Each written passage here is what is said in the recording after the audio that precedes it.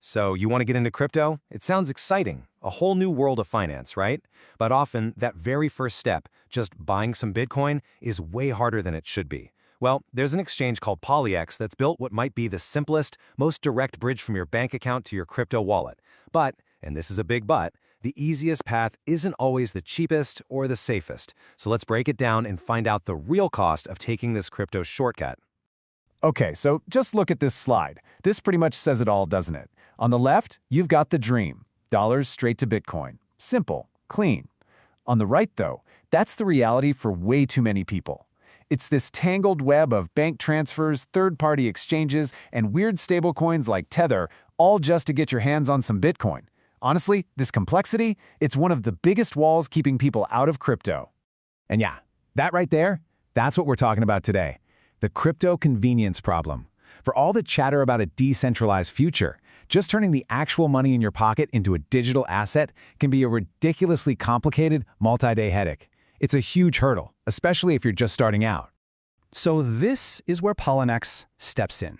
Since 2018, this Estonia-based exchange has been laser-focused on solving this one problem, building that direct bridge and just cutting out all those annoying, confusing middle steps. And when I say they make it simple, I mean it's ridiculously simple. It's just 2 steps. 1, you deposit your regular money, we're talking dollars, euros, rubles, right onto the exchange. 2, you buy Bitcoin. That's it. Seriously. No jumping through hoops, no weird third-party apps, just money in, crypto out. Now, there's a fancy term for this feature. It's called a fiat-to-crypto gateway, and for Polyx, it's their killer app. See, a lot of the big exchanges make you buy a stablecoin first or transfer in crypto you already own. Polyx lets you go straight from your government cash to the big cryptos. It's the ultimate inconvenience, but you guessed it, there's always a catch. Okay, so this is where we have to ask the tough questions. That amazing simplicity, that direct bridge, it has to come at a price, right? Nothing that easy is ever truly free. So what is the real price of skipping the line?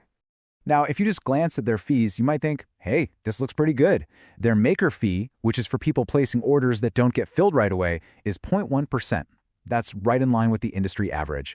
On the surface, it all seems totally normal, but that's only half the picture. Ah, and here it is. This is where the real cost is hiding. It's in the taker fee. A taker is anyone who buys crypto instantly at whatever the market price is, which, let's be honest, is what pretty much everyone does when they're just trying to buy some Bitcoin for the first time. And here, Polyx charges 0.5%. That is more than double the industry average. That convenience you love, you're paying for it with a much, much higher fee. You know, this quote just hits the nail on the head. The cost of skipping the line is often hidden in the fine print. It's not a secret, but it's a detail that's easy to miss. And for the exact person Polyx is trying to attract, the beginner who just wants a simple, one-click purchase, that higher taker fee is the real price of admission. But hold on, the cost isn't just about money. There's also the question of risk. And to really get this, we got to talk about something super important, the difference between an exchange being secure and you actually being safe. They sound the same, but they are not. And look, let's give credit where it's due. On the tech side, Polyx is doing all the right things. They use cold storage, which means most of the crypto is kept offline, safe from hackers. They've got multi-signature protocols, so it takes multiple people to approve a transaction. All their communications are encrypted. This is all industry-standard, top-notch stuff. But, and this is a huge but, all of that technical know-how is sitting right next to a massive red flag.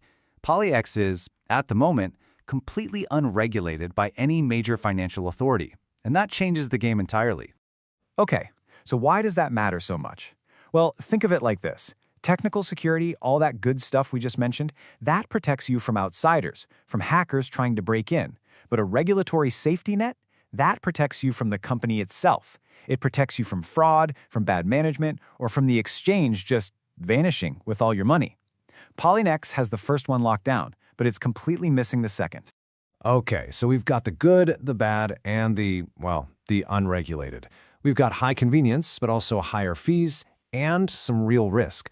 So when you put it all together, who is Polyx actually for? Who should feel good about crossing this particular bridge into crypto? All right, so who should actually use this thing? Well, you might want to go for it if a few things are true.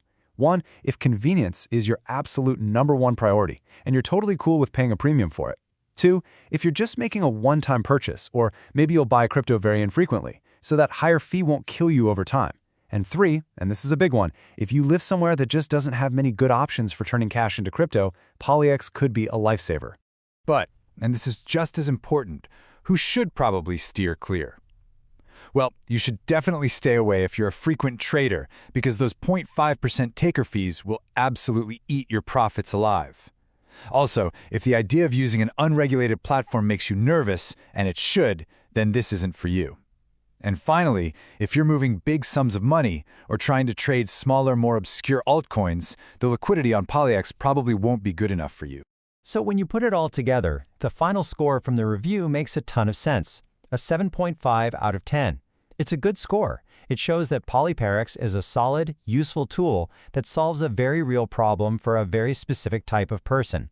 But it is definitely not a one-size-fits-all solution, and you have to be okay with its trade-offs on fees and regulation. You know, when you strip it all away, this whole conversation about Polyomnex isn't just about crypto. It really boils down to a question we all face. It's that classic trade-off, paying more for an easier, simpler path. So think about it for a second. Where else in your own financial life do you do that? With your bank, your investments, maybe even just how you shop. And ask yourself, is that price for convenience always worth it?